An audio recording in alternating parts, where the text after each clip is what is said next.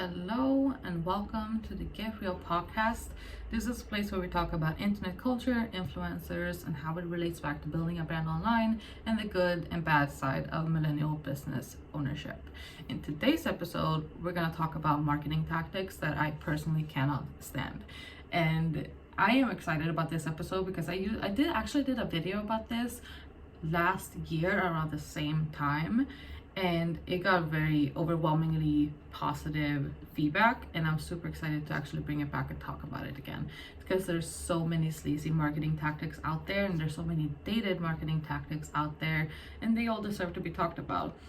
And I just want to start by saying that I am not coming for anyone with this episode. If you prefer to do these things, you do you. This is just my personal opinion and my opinion alone.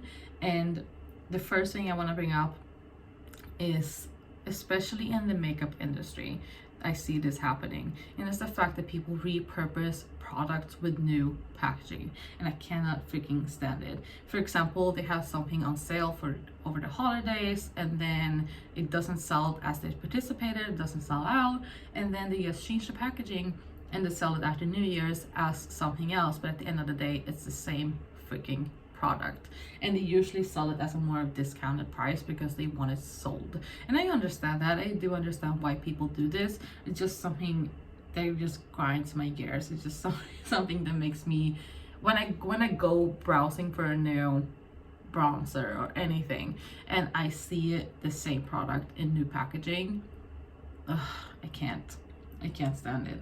And I'm not talking about someone just changing the packaging because they updated the formula or it was time for a facelift for the brand or anything like that. I'm talking about purposely changing the packaging from a Halloween or a Christmas decorational package into something new without sharing the fact that it's the same exact product, and then also changing the prices because of this, because during the holidays people buy more and then afterwards they buy less and they want the makeup to be sold. It just I can't stand it. The second thing is people or brands that hide the email unsubscribe button at the end of the email. So in every email you should have, if you're on an email list, if you're on an email list and someone sells promotional or marketing material to you, for example, Shane, however you pronounce that, or a beauty brand or Sephora or anything. If you're on their email list, you might get weekly or monthly or quarterly or daily emails even, where they send you should buy this and here's recommended for you, here's the updates, whatever they tell you. And at the end of the email, if you scroll down to the bottom, there should always be a little button or a little text where it says you can unsubscribe from the email list because you don't want the promotional emails anymore. Some brands, and especially I've seen when it comes to personal brands online, decide to hide this little unsubscribe button or text. So for example, they make the background white and then they make the unsubscribe button white, so you don't see it. So you have to look around for it, and you have to just kind of click the screen and hope so you get it, because they don't want you to unsubscribe from the email list, because the more people you have on the email list, the more people you send emails to, and the more people you send emails to, the more people you have to convert into paying clients. What people fail to realize here though is that at the end of the day, if they don't want to be subscribed to your email list, if they are not interested in what you're constantly sending them, they are not going to buy from you anyways. So you're just doing yourself a disservice by not having this unsubscribe button visible, because if they don't want to be there, they don't want to be there. If anything, you're just going to create a bad vibe and a bad emotional response from people when they can't unsubscribe, and you keep sending emails and you keep showing up in their inbox and they don't want you there. Some people would even go so far boycotting your brand because they're not fucking interested. Okay, this is a little ranty. I'm sorry about this episode being a little ranty. I just have to get this off of my chest. And the third thing is brands, or I want to say corporations, because a lot of brands actually do this very well, do this right, and a lot of small personal brands are nailing this. But a lot of corporations, they just can't.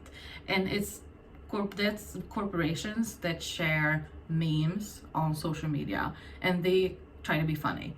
And the reason why this works for a lot of smaller businesses and personal brands, but it doesn't work for big corporations, is because they kind of miss the mark.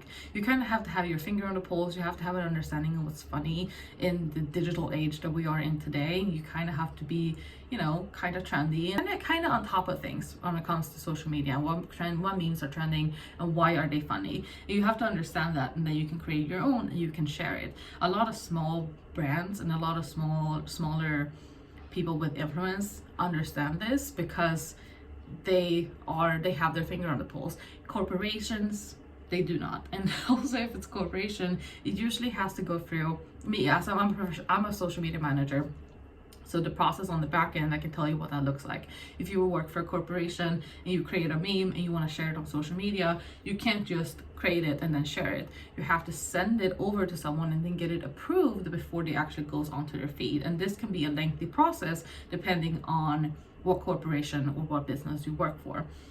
And this is why another reason why it usually misses the mark when it comes to corporations sharing memes, because one, it misses the mark because it's not funny. Let's just be honest. A lot of the time it's not funny. It's a dated kind of meme because corporations don't understand the what made the meme funny in the first place. And then second of all, a lot of the time, by the time the meme is approved and ready to post, there's a new trend now. No one is paying attention to the current meme that they just shared because there's something new going on. Everything moves very quickly in the digital age. Everything moves very fast. But that's the third thing. And then the fourth thing is I can't personally stand outrage marketing. Because like I said in the last episode, if you listen to the last episode, I said that in order for you to understand how to use outrage marketing, you have to take a risk. You have to gauge out the social response, and this is very, very hard to do because you don't want to publish something that is just causes a little okay, that's cool.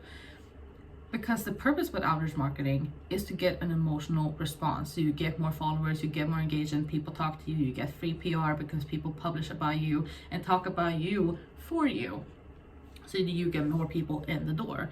And like I said, it's hard to gauge the social response because if you post something that is not really that emotionally responsive or outrageous, then it's not gonna work.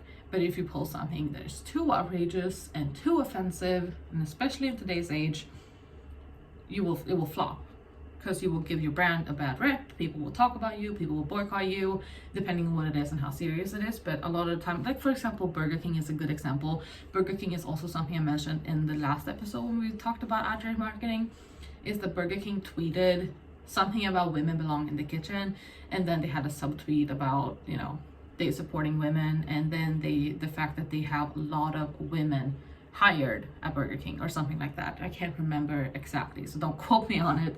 Then it backfired. They had to take the tweet down because it backfired so badly, and people were angry about the fact that it said that women belong in the kitchen. And a lot of the people that just scrolled through their feed didn't even see the subtweets. They only saw the first tweet that was women belong in the kitchen.